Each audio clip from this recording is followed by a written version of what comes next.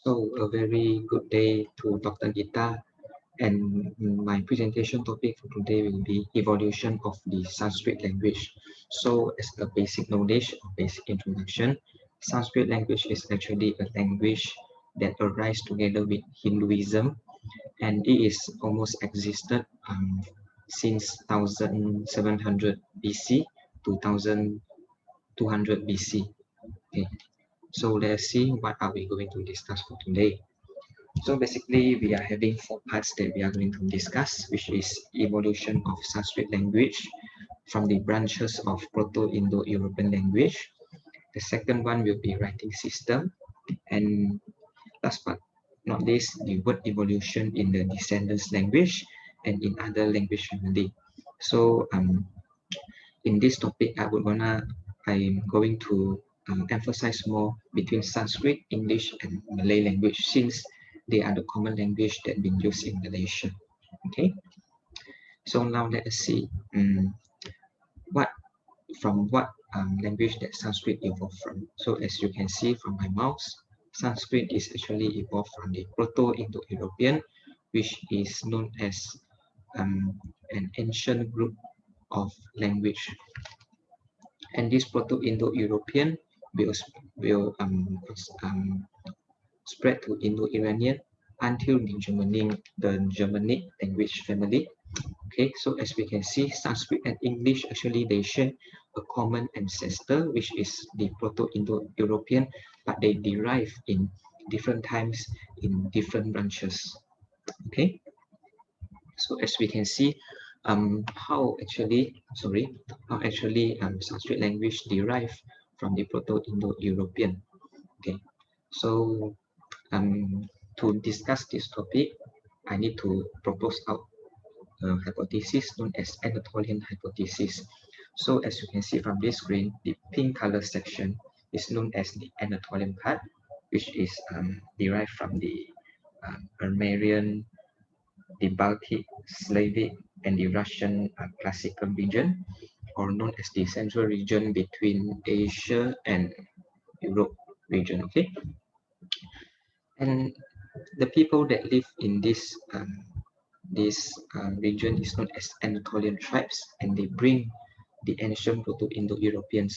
However, when these people migrates into different places according to their needs, according to their place, and according to their time as well, some people migrate to the west, some people migrate to the east, some people migrate to the north and the south. Okay, so the people migrate to the west side, okay, will subsequently form the European language, which we can see French, Spanish, Portuguese, Italian, English, and so on and so forth. Okay, and to the west part, the language will subsequently evolve to Iranian, the Indo-Aryan language, the Turkic language, and the Sanskrit language, and so on and so forth. Okay, so as we can see from here, the early Indo-Aryan tribes arise together with Hinduism, and because of this rise, okay, and this leads up to the formation of Sanskrit language, and this Sanskrit language subsequently successfully spread their language to all the Indian part except of the southern part, such as the Tamil Nadu part and Sri Lanka part. Okay, because this Sanskrit will first arise at the northern part of India,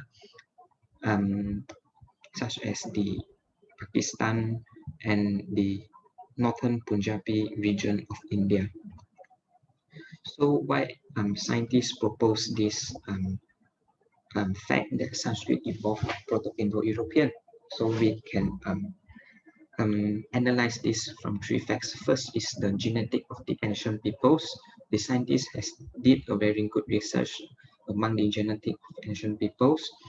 When they did the research, they found that actually the ancient North Indian tribes has European genetic similarities, which found that the North Indian tribes and the European share the common genetics in few aspects. So they propose and they believe that Proto-Indo-European will then evolve to European language and the Iranian language. And second, we can see from the religious and belief, So as we can see from the literature and the poems in the ancient times, they found that ancient Greek tribes and the Aryan tribes have the concept of sky god, which they already have a religion.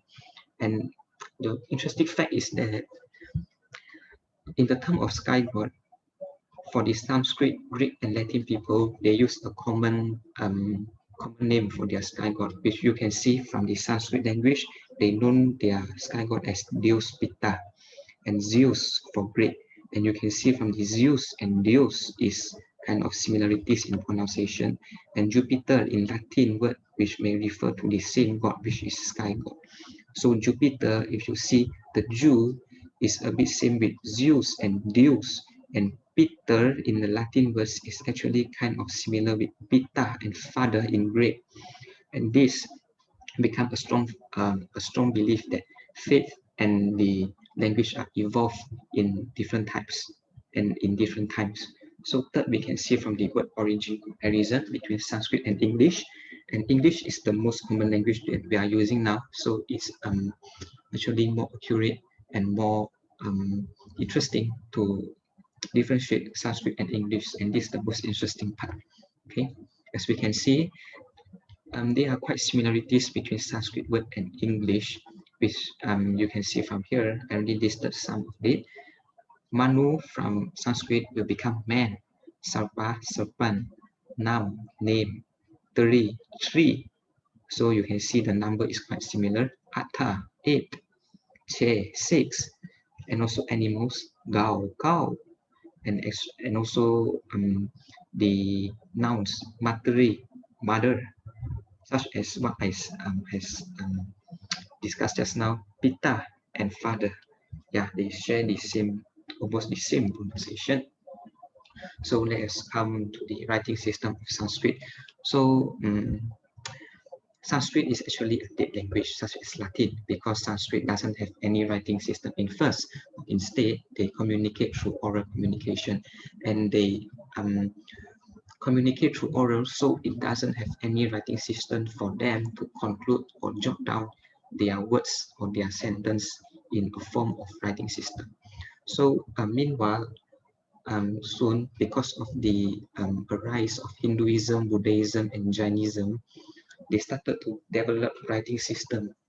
Or in other words, Sanskrit evolved to have a writing system as well in different parts. They do not have a common writing system, but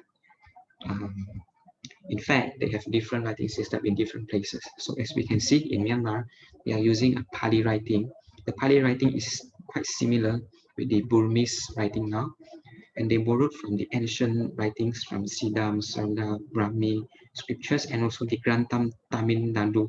In the Tamil Nadu, which is the southern part, they use the same Tamil scriptures in the Veda book or their Vedic scriptures.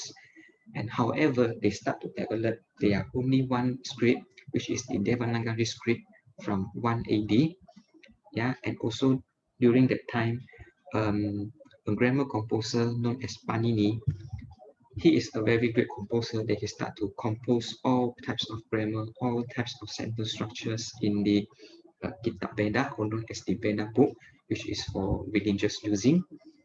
Okay, and the interesting fact is the Devanagari script from Sanskrit is now borrowed to the Nepali and the Hindi language, which is now used as their writing system for their own national language. So because of this writing system evolution, they started to develop the Vedic and classical Sanskrit. Vedic is a period where Sanskrit are only used for writing Vedic books or any priest book, but after they develop more writing system and more grammars by Panini, they develop the writing bhajans and praises. Bhajans is known as the praises music or the worship music towards the Hinduism god or the Hinduism polytheism. Okay, and classical Sanskrit became to be more and more powerful to influence other countries about Sanskrit, and Sanskrit become more developed. So now let's have a look on what's evolution of Sanskrit. The word evolution of Sanskrit successfully influenced the language nearby. As we know, Sanskrit is located near the northern India and the Punjabi part. So it successfully influenced the word evolve or evolve to the neighborhood countries such as Nepal, Pakistan, and Bangladesh as well. So Sanskrit word evolution occurs in Bengali, Hindi, Pali, Punjabi, Marathi, and Urdu, which is known as the national language for India, Nepal, Bangladesh, and Pakistan. Okay, so let us see some evolution of Sanskrit words in Hindi. Why I compared Hindi and Sanskrit in this comparison? Because Hindi is a national language for India, and it borrows a lot of words from Sanskrit, and lots of words already evolved in Hindi. Sorry, evolved from Sanskrit throughout the Hindi language. So let's see. I'm using Devanagari script for this comparison because Devanagari script is now known as the main or the only one writing system in Sanskrit. So we see Bahu from Sanskrit evolved to Bahut, which means much or many. Dvi, two means dui in Hindi.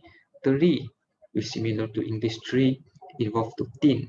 And while the word evolved, Hindi started to eliminate some of the consonants as well. As we can see, pania is water, and in Hindi and Nepali is called as pani.